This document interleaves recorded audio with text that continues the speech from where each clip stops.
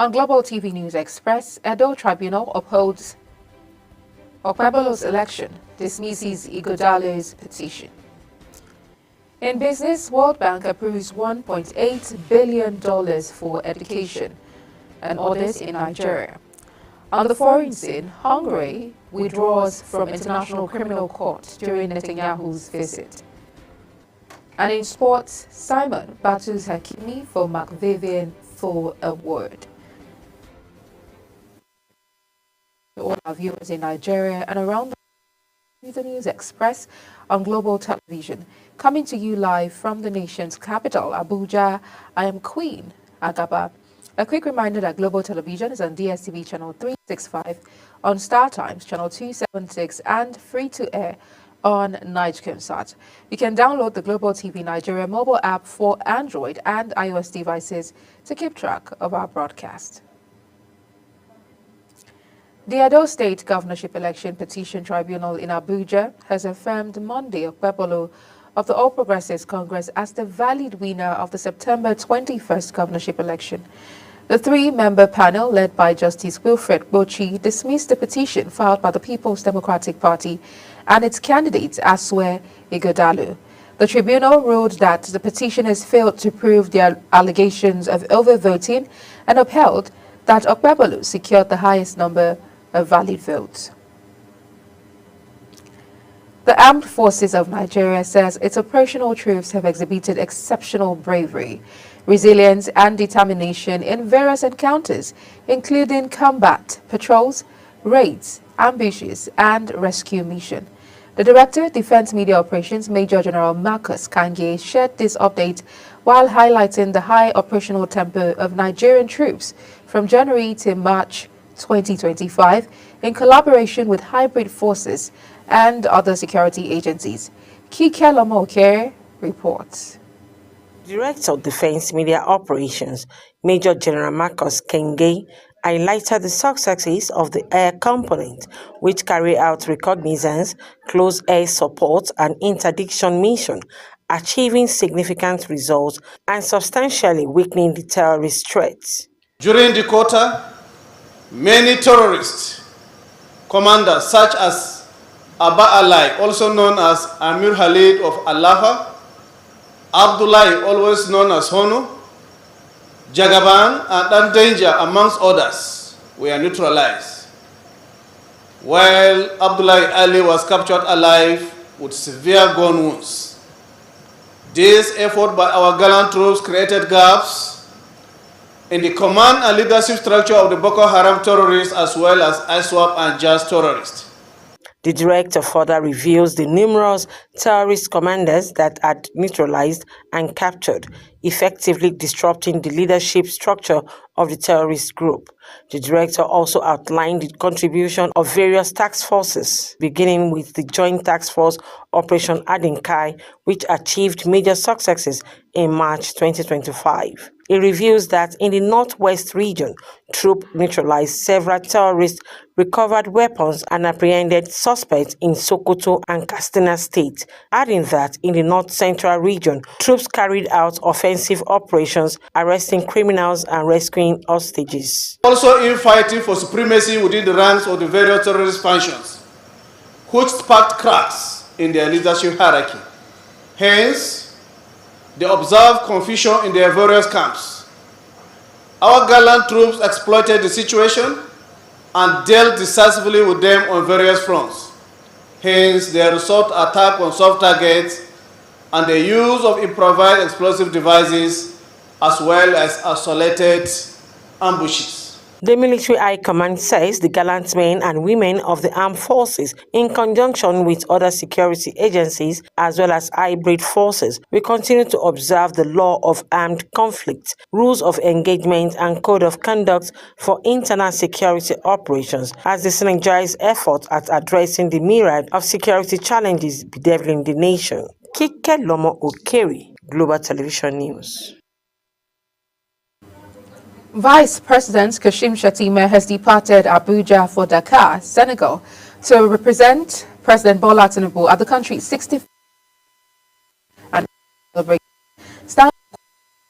assistant to the president on media and communications, and the president stated Shatima's attendance at the event was in honor of an invitation extended to President Tinubu by Senegalese President Faye, based on the mutual relationship between both countries. With the trade war ongoing in the global oil sector, prices of commodities are on the rise amidst a sweeping change of leadership at the Nigerian National Petroleum Company Limited. Nigerians have called on the president to introduce more people-focused initiatives to ameliorate the hardship caused by the increase in fuel prices. Samuel Odi completes the story. Nigerians hails President Bola Tinubu for firing Malam Mela Kyari and his entire board, calls Mela Kyari's stay at the NNPCL as overdue. However, President Tinubu has tasked the new leadership of the NNPCL with revamping up NNPC's crude oil refinery capacity, setting a target of 200,000 barrels per day by 2027 and an ambitious 500,000 barrels per day by 2030. But Mele Kyari had overstayed, really, for too long. I keep wondering why he was there. He's been left there all this while. I keep wondering, really. Probably there was something that was keeping him there. Probably they are falling out. So we've seen worse things than this. But I'm telling you the truth. This country deserves better than this. If you put the Nigerian fuel refined from the Nigerian refineries, you see, if you put it in your fuel, in your car, you can travel with it further than these things they are selling to us at the filling stations here. So the issue of what is happening now in the oil sector, the Kyari and what who have you, it's the system has long needed overhaul and a thorough investigation towards what is happening. Because actually, what do we expect? We can't expect anything less than this. Where the leadership is not, there's no opportunity for the masses to choose the person they want. If a leader is imposed on the masses, how do you expect him to work? And the people around him don't tell him the truth.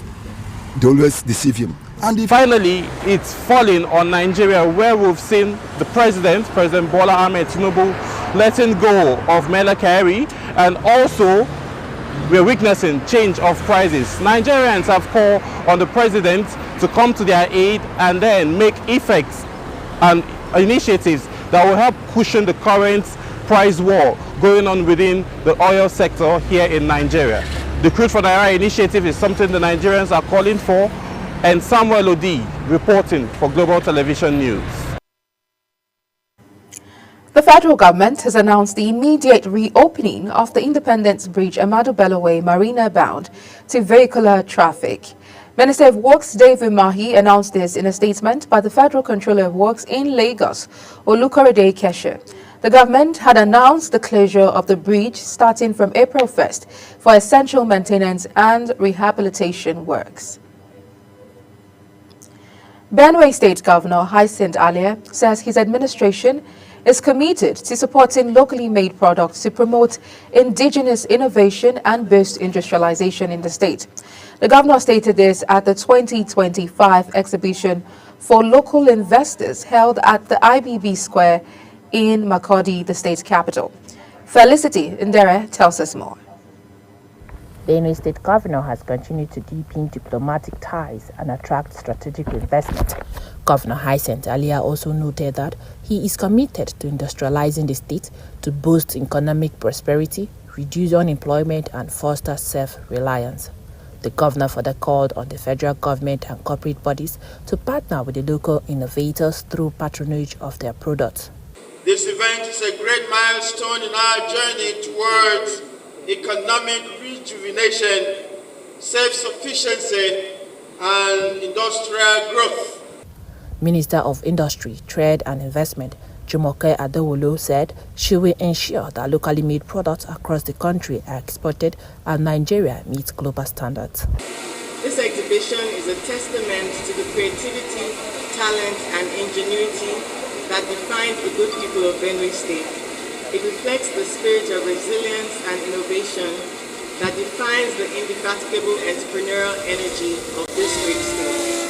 Igboko-based inventor Jacob Andonatio said he has invented a multi-purpose tractor to assist farming.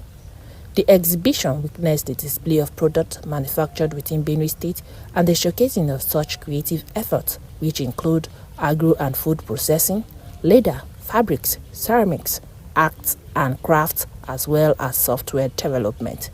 From IBB Square in Makudi, Felicity Ndere reporting for Global TV News.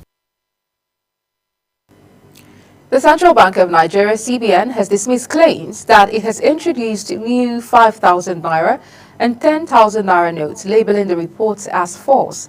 In a statement posted on X, the Apex Bank debunks the rumors.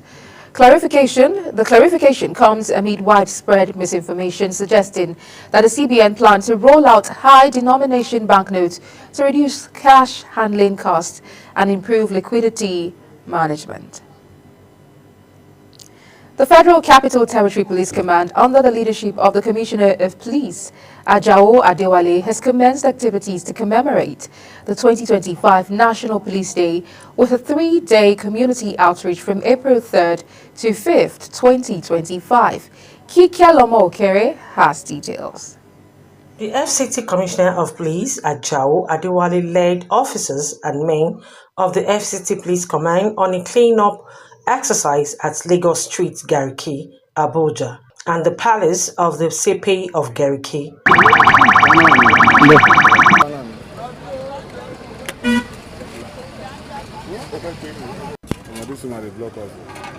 This exercise highlights the command's commitment to community engagement beyond law enforcement duties. It says this year's Police Day is tagged "Say No to Crime," underscores the collective responsibilities of both law enforcement and the public in tackling issues such as cultism, drug abuse, sexual-based violence, cybercrime, kidnapping, and other social vice. Because the overall well-being of the community is part of the reason why police exist.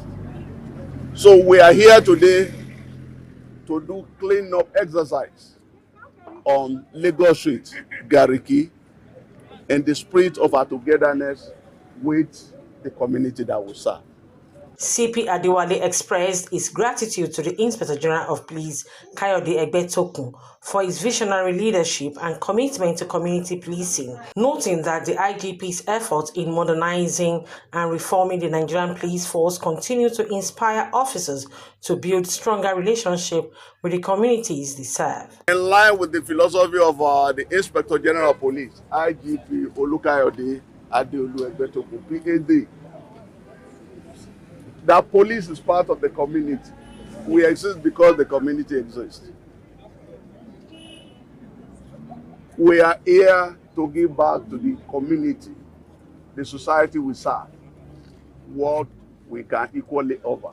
Sure, you have been also having a good relationship between the various divisions under my domain. I won't say only Gariki.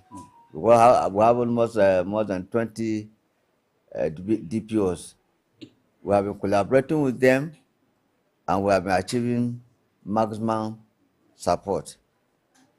We have been urging our subjects, especially through the district heads, police heads, and legal leaders and other volunteers, so that we'll be able to secure this place.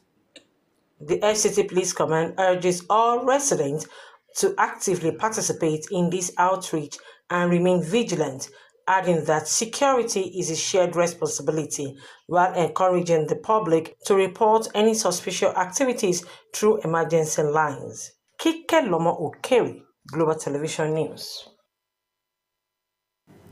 A coalition of civil rights organizations is demanding an immediate investigation into allegations made by the former Rivers State Head of Service, Dr. George Nwaeke.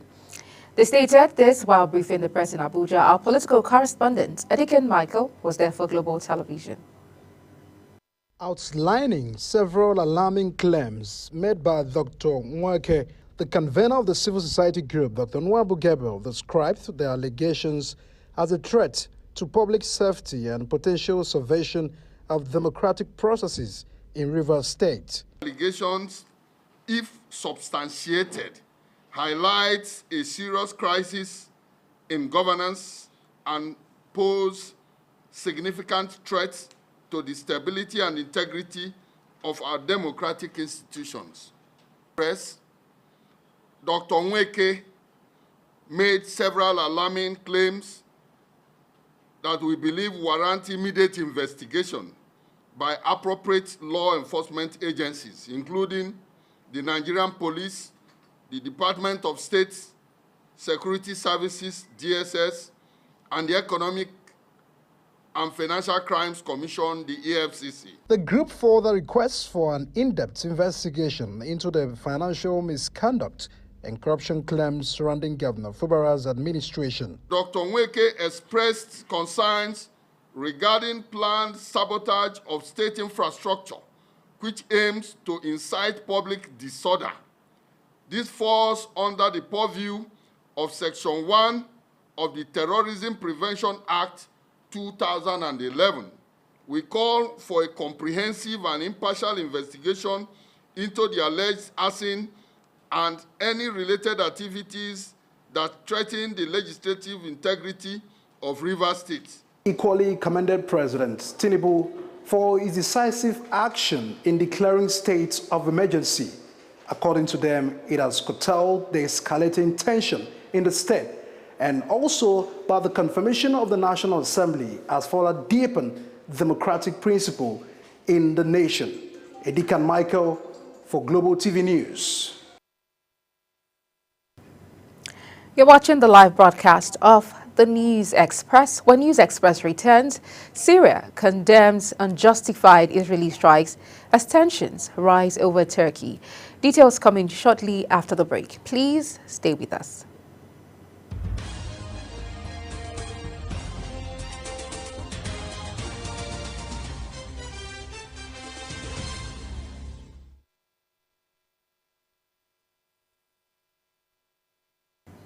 Many thanks for staying with us. If you've just joined us, this is Global Television bringing you live broadcast of the News Express.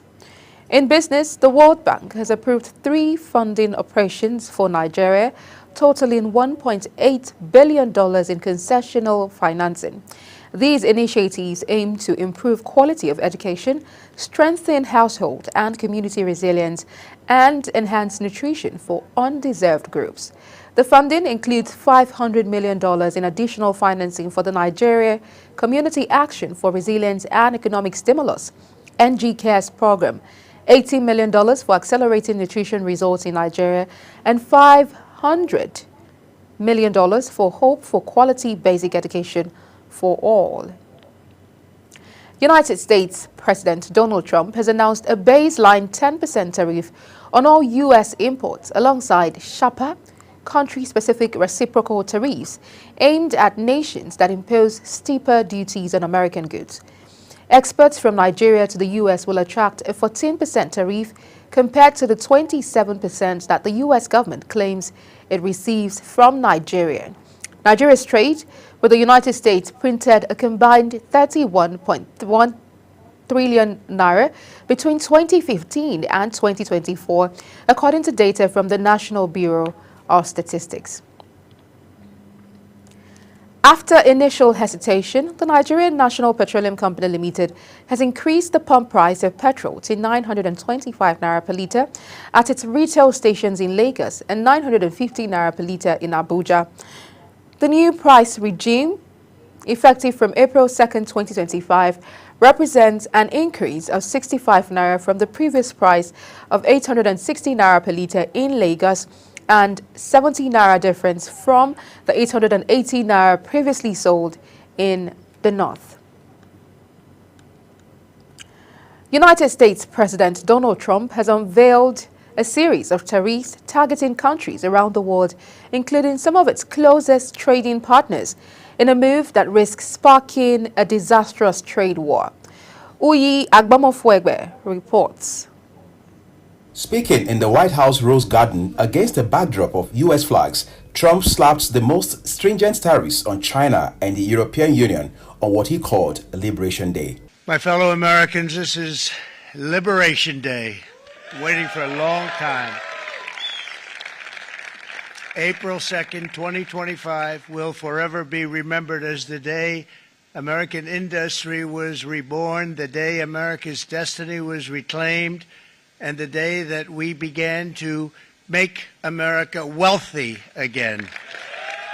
Meanwhile, the dollar fell 1% against the euro and slipped against other major currencies as Trump was speaking. Trump reserved some of the heaviest blows for what he called the nations that treat us badly, including 34% on goods from superpower rival China, 20% on key ally, the European Union.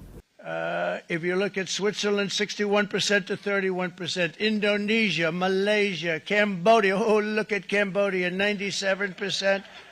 We're going to bring it down to 49%. They made a fortune with the United States of America. United Kingdom, 10%, and we'll go 10%. So we'll do the same thing. South Africa, 60%, 30%, and they've got some.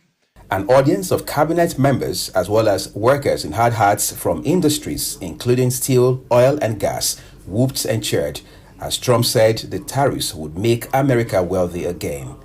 Uyi Agmofwebe reporting for Global TV News.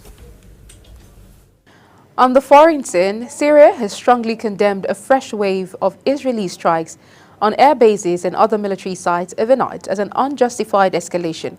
The Foreign Ministry says the attacks almost destroyed Hamas air base and injured dozens of people.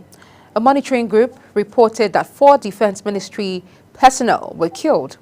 Israel's military says it hit capabilities that remained at the Western Hama and Central T4 air bases, along with military infrastructure in Damascus.